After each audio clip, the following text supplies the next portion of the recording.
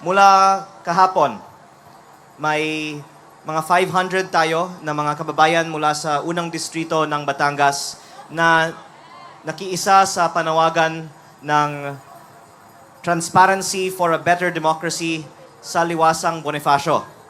At ngayong umaga ay nagtutransfer ng venue kasi gustong-gusto nila makiisa sa napakasaya na pagtitipon dito sa EDSA People Power Monument. We are one.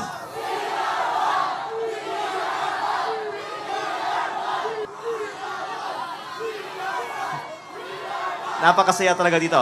At I hope that we can introduce them when they arrive in a while. And ang mensahe ko lang po ay gusto ko lang din ipakita na ito ay isang pagtitipon hindi lang para sa iilan, kung hindi para sa lahat ng mga Pilipino, dahil ang ating panawagan para sa transparency for a better democracy ay isang panawagan para sa buong bansang Pilipinas.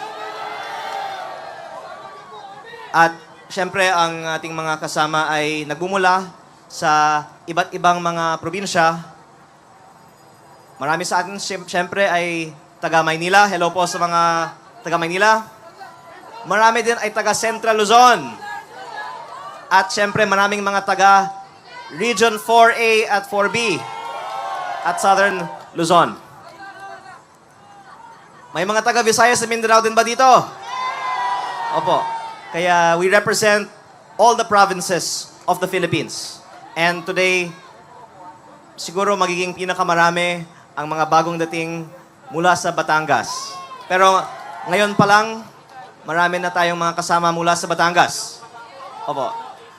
So ako po ay very happy, of course, to also be in solidarity with you because of this truly noble objective of bringing greater transparency and accountability in our democracy. And of course, stand with Senator Marcoleta and all of our other allies to fight for democracy in the Philippines.